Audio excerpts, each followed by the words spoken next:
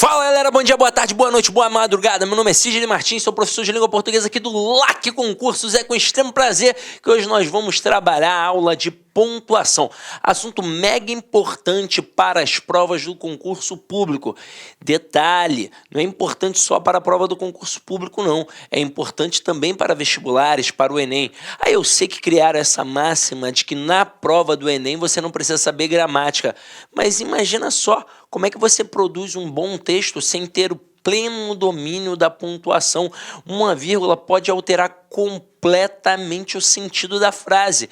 E aí você tenta enveredar por um caminho, uma ideia, e ela descamba para outro canto completamente diferente. Isso pode dar um prejuízo significativo no seu texto. Então, muito cuidado. Fora as pessoas que utilizam a escrita normalmente no seu cotidiano. Os advogados, por exemplo, eles precisam escrever bem. Então, eles precisam dominar a questão da pontuação. Agora, vamos parar de enrolação e vamos direto ao ponto. Se liga só. Chamamos de pontuação o uso de sinais para marcar na escrita pausas e mudanças de entonação típicas da fala. Isso, pontuação. Então, aqui, ó, eles fecharam a porta. Eles fecharam a porta. Eles fecharam a porta? Então, com isso, eu consigo mudar. Então, ó, eles fecharam a porta. Eles fecharam a porta. Eles fecharam a porta. Veja que tem uma sutil diferença. E a gente mata pelos sinais de pontuação. O primeiro aqui foi o ponto, que a gente vulgarmente tem o hábito de chamar de ponto final. Mas ponto final é o último ponto do texto, pronto e acabou. Então eu chamo de ponto. Então a leitura mais firme. Quando eu coloco ponto de exclamação, é uma leitura assim mais, feliz, mais garbosa, externalizando o meu sentimento. E quando eu coloco um ponto de interrogação, é uma pergunta. Então a ênfase da leitura tem que ser na pergunta. Agora aqui, nos concursos são frequentes as questões sobre vírgula, ponto e vírgula, dois pontos, travessões e parênteses. Agora, por que eu destaquei a vírgula em vermelhinho? Porque no final das contas, galera, a vírgula é a menina dos olhos da pontuação. Aí acompanha aqui comigo, ó. Quando a gente pensa em vírgula, a gente não pode ter uma interrupção, uma ruptura na ordem direta da língua. O que é a ordem direta? É isso aqui, ó. Sujeito, verbo e complementos verbais. Quem são os complementos verbais? O objeto. Seja o objeto direto, o objeto indireto. Então aqui, ó, não há vírgula, exceto para marcar elementos intercalados. Mas peraí, vamos lá, ó. Dá uma olhadinha aqui na sequência de exemplos que eu coloquei para vocês. Os rapazes leram o livro no fim da semana passada. Galera, neste momento, muito candidato vai enfiar os pés pelas mãos, porque ele aprendeu na escola que não pode ter interrupção na ordem direta da língua. Ele aprendeu na faculdade que não pode ter interrupção na ordem direta da língua. Aí ele olha uma frase como essa e ela está notoriamente na ordem direta. Então o cara não vai colocar ponto, nem vírgula, nem travessão, nem nada. Mas, gente, a vírgula é o elemento principal que a gente tem. E ela não é uma pausa de respiração, ela é processo sintático de fato.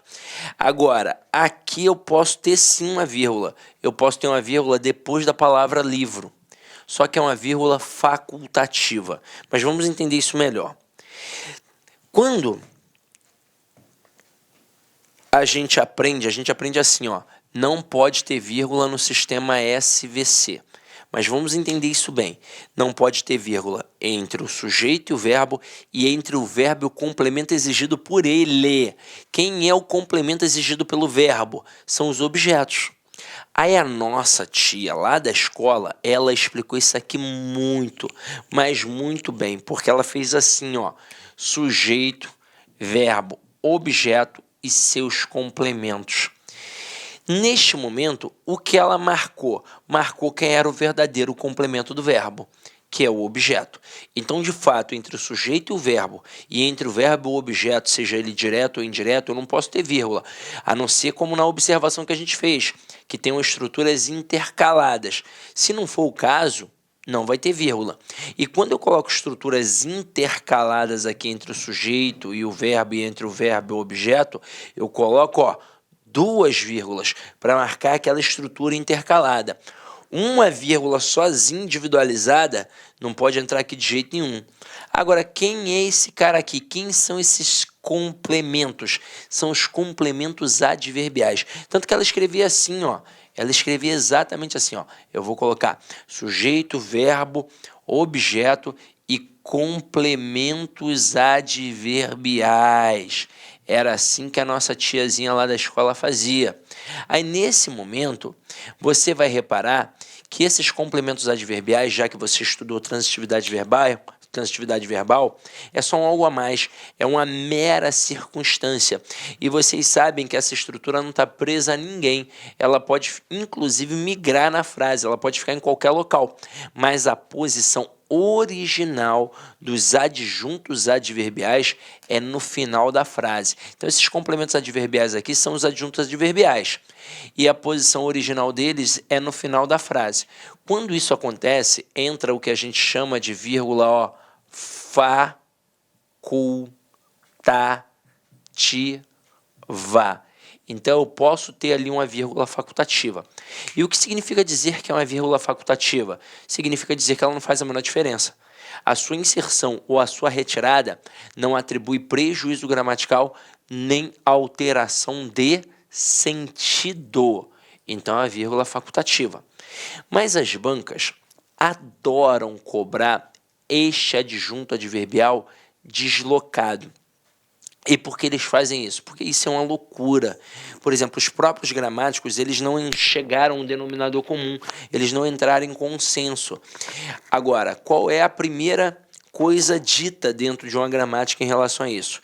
Que esse adjunto adverbial deslocado vai ter vírgula facultativa se for um adjunto adverbial de curta extensão, ou seja, pequeno, e que terá uma vírgula obrigatória se ele for de longa extensão, ou seja, grande. Só que aí começou a briga entre os gramáticos. O que é pequeno, o que é grande? Muito subjetivo. Tinha autor dizendo que só 2 palavras já era o suficiente para tornar o adjunto adverbial grande. Mas tinha autor dizendo que somente 5 palavras é que tornaria o adjunto adverbial grande. E aí, caramba, então como é que eu vou me comportar diante disso tudo? Para a nossa sorte, a ABL já enfiou a colher no ensino da língua portuguesa nesse aspecto aqui. Aí a ABL fez assim, ó. Vou até botar aqui que tem espaço. A ABL, a Academia Brasileira de Letras, disse que 3 ou mais palavras torna um adjunto adverbial grande. Portanto, se 3 ou mais palavras tornam um adjunto adverbial grande, a vírgula ali vai ser o que, ó? Vírgula obrigatória.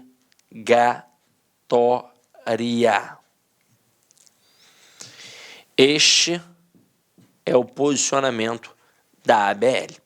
Agora, e quais são os posicionamentos das bancas? Para nossa sorte, até hoje, pelo menos, pode ser que mude, mas até hoje existem 3 posicionamentos. Existe o posicionamento do CESP, existe o posicionamento da FCC e existe o posicionamento das outras bancas. Quando eu digo outras bancas, eu digo de forma geral. Ah, vou fazer IBAD. Outras. Vou fazer IDECAN. Outras. Vou fazer Exatos. Outras. Vou fazer AOCP. Outras. Vou fazer, sei lá, SESGRAN Rio. Outras. Qualquer outra banca, caramba. CESP, FCC e outras. As demais. O que vai acontecer aqui? O CESP vai adotar o mesmo posicionamento da ABL. Então, para o CESP, com 3 ou mais palavras, torna o adjunto adverbial grande, portanto, vírgula obrigatória. É assim que funciona. Agora, a FCC, ela se importa muito com isso? Não. Para a FCC, não importa o tamanho do adjunto adverbial deslocado. Se ele foi deslocado, daí a vírgula continua o quê? Facultativa. O que eles pensam? Semanticamente, não muda nada ter ou não a vírgula. Tanto que várias provas cobram assim, a retirada da vírgula não muda o sentido. Muito provavelmente eles estão trabalhando ali com a estrutura adverbial, porque a retirada ou a inserção de uma estrutura adverbial não vai mudar o valor semântico. Ah, botei vírgula, mudei. Eu tirei, mudei. Não, isso não acontece. Então aqui a FCC, ela vê a vírgula dessas estruturas adverbiais deslocadas de forma facultativa. Ela não está nem ali, nem aí para o tamanho. Eu posso ter 10 palavras dentro daquele adjunto adverbial deslocado. Para a FCC, a vírgula é facultativa. Agora, e as outras, né? Você que estava curioso aí agora, como é que se posicionam? Elas não têm a cara de pau de perguntar se a vírgula é facultativa ou obrigatória quando o adjunto adverbial vem grande. Pergunta quando tem só uma palavra. Porque aí quando tem só uma palavra, cai entre nós. É facultativo para todo mundo. Agora, quando tem mais palavras, as outras bancas só perguntam a justificativa.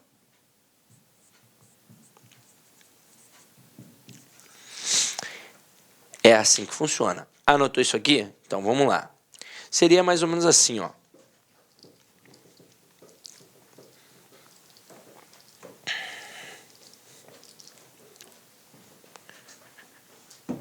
Vou colocar uma estrutura pequenininha, ó.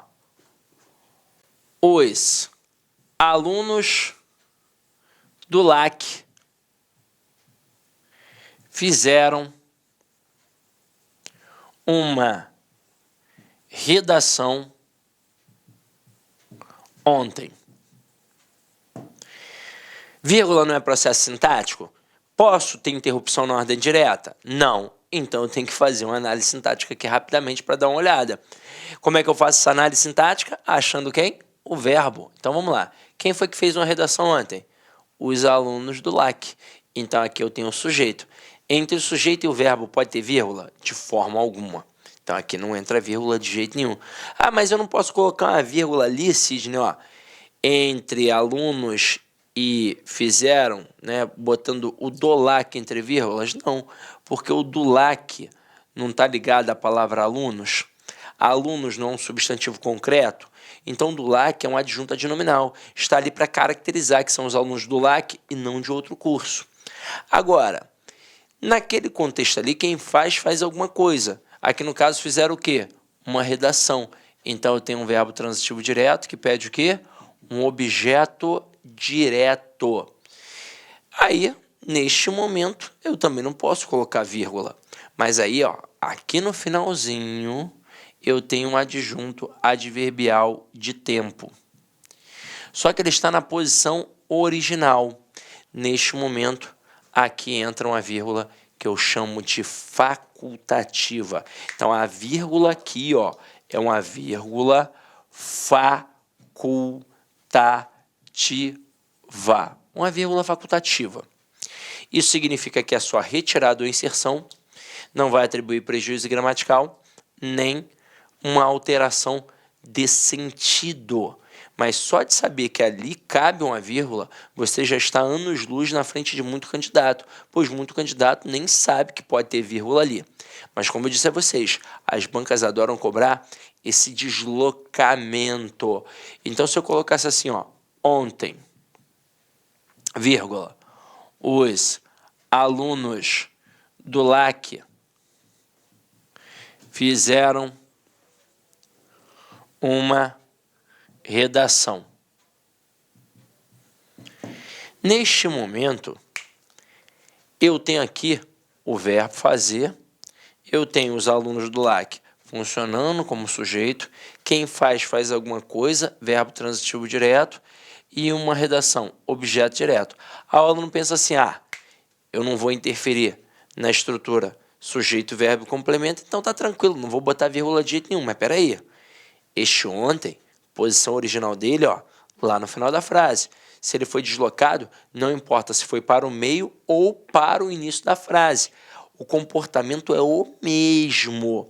Só que agora, reparem que ele é pequeno. Tem só uma palavra, só um radical. Então, aqui, ó, esta vírgula continua sendo o quê? Facultativa. Porque ela é pequena para qualquer gramático e para qualquer banca. Os gramáticos eles começaram a divergir a partir de 2, 3, 4, 5 palavras. Com uma palavra, caramba, é pequeno para qualquer um. E detalhe, não tem esse negócio de ser uma palavrinha pequenininha ou uma palavra grandona, um palavrão. Não tem isso, não. Ah, palavra inconstitucionalissimamente. Não tem isso, galera. Ah, tem 3 ou mais sílabas. Não, não tem isso. Se é uma palavra, não importa se é uma palavra enorme. Pode ser a maior palavra da língua portuguesa. Se é uma palavra só deslocada, adjunto adverbial pequeno. Então, vírgula facultativa. Aí, como é que as bancas fazem? Elas podem, de fato, perguntar se essa vírgula é facultativa ou obrigatória, ou perguntarem assim, ó, dentre as opções abaixo, qual é aquela em que a retirada da vírgula não vai atribuir prejuízo gramatical nem alteração de sentido. Pode ter certeza que é uma vírgula facultativa. Agora, e quando esse adjunto adverbial começa a ficar grande? Aí a gente vai dar uma olhada aqui no nosso exemplo. Vamos lá. Deixa eu apagar aqui para não ficar poluído visualmente e deixa eu beber a água da Gabriele Pugliese.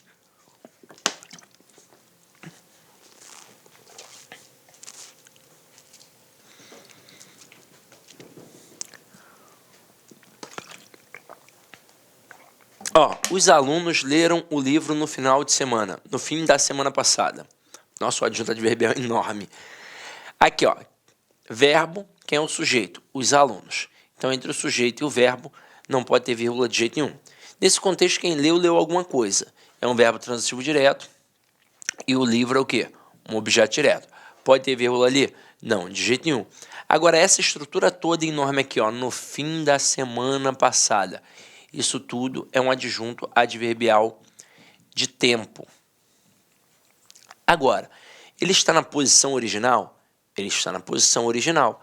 Então, aqui cabe o que a gente chama de vírgula facultativa. Galera, quando está na posição original, não importa o tamanho do adjunto adverbial, a vírgula é facultativa sempre para qualquer gramático, para qualquer banca. Agora, a jeripoca vai piar. Então, vamos lá. Os alunos leram, no fim da semana passada, o livro. Eu tenho aqui o verbo. Eu tenho aqui o sujeito. É um verbo transitivo direto, que pede o quê? Um objeto direto. Caramba, apareceu alguém ali, entre o verbo e o objeto. E é alguém grande, hein? No fim da semana passada. Eu vou colocar, então, vírgulas. Beleza, coloquei. Agora, vamos ver qual é o comportamento das bancas. Para o CESP, você vai anotar aí, tá? Para o CESP. Mas, Cirino, por que tu tá falando de todas as bancas? Porque, caramba, tu tem que saber. Tu vai fazer só um concurso na vida? Tem que saber tudo. Então, se liga só. Para o CESP, isso aqui seria vírgula obrigatória. Então, essas duas vírgulas são vírgulas obrigatórias. Se eu retirar as duas vírgulas para o CESP, prejuízo gramatical. Prejuízo gramatical, pronto. Vai ter alteração de sentido, Sidney? Claro que não, eu vou continuar entendendo o que foi no fim da semana passada. Por isso que eu te falei, perguntou sobre retirada de vírgula sem mudança de sentido, pode ter certeza, está falando em relação a uma estrutura adverbial. Agora, para o CESP, essas vírgulas são obrigatórias. Agora, e para a FCC? Vírgulas facultativas, tanto faz a sua presença ou a sua ausência. Agora, e outras bancas de forma geral? As outras bancas só perguntariam a justificativa da vírgula. Por que tem vírgula ali? Para marcar uma oração subordinada. Aliás, uma oração não, que ainda não chegamos ao ponto da oração. Daqui a pouco a gente vai falar sobre a oração. Para marcar um adjunto adverbial temporal deslocado. Beleza. Agora, e se porventura uma banca tradicional, que não seja nem o CESP, nem a FCC, cisme de perguntar se isso aqui é facultativo ou obrigatório. Até hoje não perguntaram. Mas e se cismar? Vamos lá. Se a banca não é nem o CESP nem a FCC, é porque ela tem uma tendência tradicional. Ela tem uma tendência de não cobrar divergências gramaticais. Ela tem o hábito de cobrar aquilo que, teoricamente, a gente deveria ter aprendido na escola. Então, qual vai ser o posicionamento desta banca se ela ainda não demonstrou posicionamento? Ora, muito provavelmente, ela vai adotar o posicionamento de quem? Da ABL, da Academia Brasileira de Letras. Então, se qualquer outra banca, fora a CESP ou a FCC, cisme de perguntar se essas vírgulas são facultativas ou obrigatórias, eu responderia facilmente que elas são obrigatórias, porque eu adotaria a posição da ABL, da Academia Brasileira de Letras. Mas, normalmente, o que vem na prova, somente a justificativa. Detalhe, o próprio CESP e a FCC nem sempre perguntam se essa vírgula aqui é facultativa ou obrigatória. Muitas vezes eles perguntam apenas a justificativa da vírgula. E por que o cara faz isso? Porque ele quer testar para ver se você domina o processo de análise sintática, para você saber que aqui tem de fato um adjunto adverbial deslocado. Até aí tudo bem? Então vamos lá. Depois, olá, meus amigos, minhas amigas, desculpa interromper seus estudos, mas este vídeo é um vídeo promocional para você ter conhecimento, ter uma ideia, a qualidade e a seriedade dos cursos aqui da LAC Concursos. Nós aqui da LAC Concursos somos um site super especializado em concursos de carreiras bancárias. Nós aqui da LAC, desde 2012, nós oferecemos cursos focados para o concurso do BASA. Desde 2012 até a presente data, nós tivemos muitos alunos aí, centenas de alunos aprovados, né? E nós temos uma promoção muito grande, um curso, gente, fora de série, um curso com centenas de aulas focadas no concurso do BASA, por apenas 10 parcelas de R$25. É isso mesmo. Venha fazer o nosso Personal Coach. O Personal Coach é um estudo em regime de metas, onde a gente tem todo um trabalho pedagógico, um trabalho de administração, onde a gente estipula metas de aula de segunda a segunda para o aluno. De forma que, se o aluno conseguir, tá certo, cumprir essa meta aí, tenho certeza que ele ficará competitivo. Bacana? Então vem estudar conosco aqui na LAC Concurso, tem um link aqui para você fazer a sua matrícula. Um forte abraço, fique com Deus, até a próxima, se Deus quiser. Tchau, tchau. Clique lá.